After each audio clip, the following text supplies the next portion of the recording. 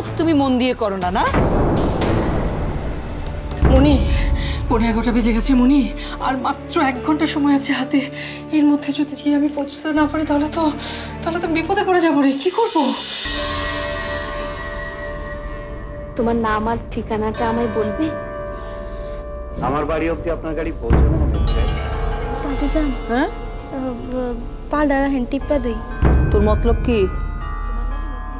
মানে আজ তো ছুটির দিন, কাম কাজ নাই, তাই কইতেছিলাম যে তো আপনি যদি না চান তাহলে আলাদা কথা।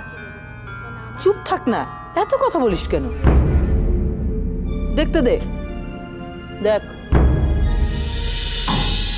চলি মেম সাহেব, খুদা হাফেজ।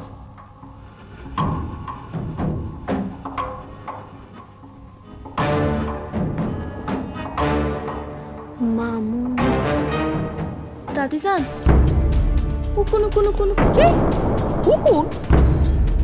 কোথায় হুকুন? যা। ও এইখানেই তো ছিল। আচ্ছা ভিতরে মনে হয়ে গেছে।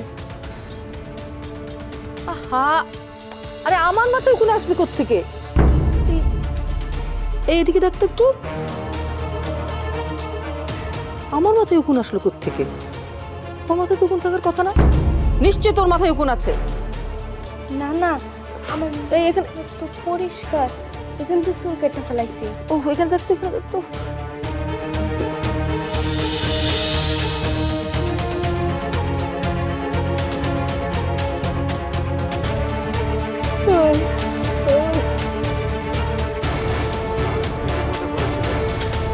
তাকে বাঁচাতে গিয়ে সামান্য একটু লেগেছে।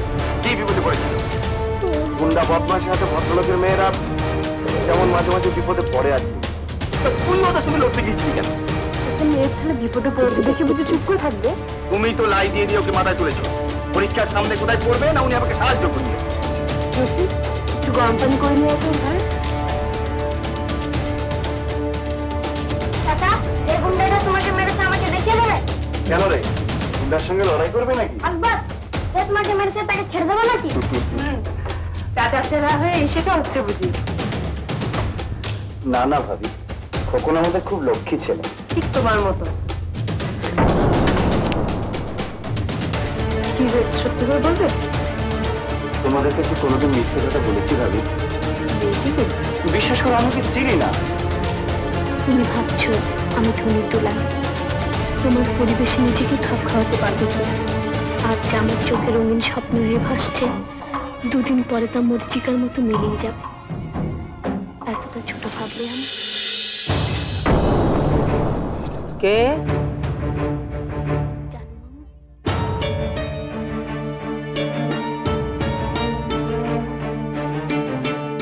দাদু ভাই, আমি। ও দাদু ভাই তুমি? দাদি আপনি শোন। এদিকে দে তো একটু। তুমি উত্তেজিত হয়ে পড়েছো তো? না, তা হয়নি। সেদিন আমায় যে চরম লাঞ্ছনার হাত থেকে বাঁচিয়েছো, সে সম্ভ্রম চিরকালের মতো তোমার নিরাপদ আশ্রয় রাখতে চাই মামুন। তৃষ্ণা? হ্যাঁ মামুন।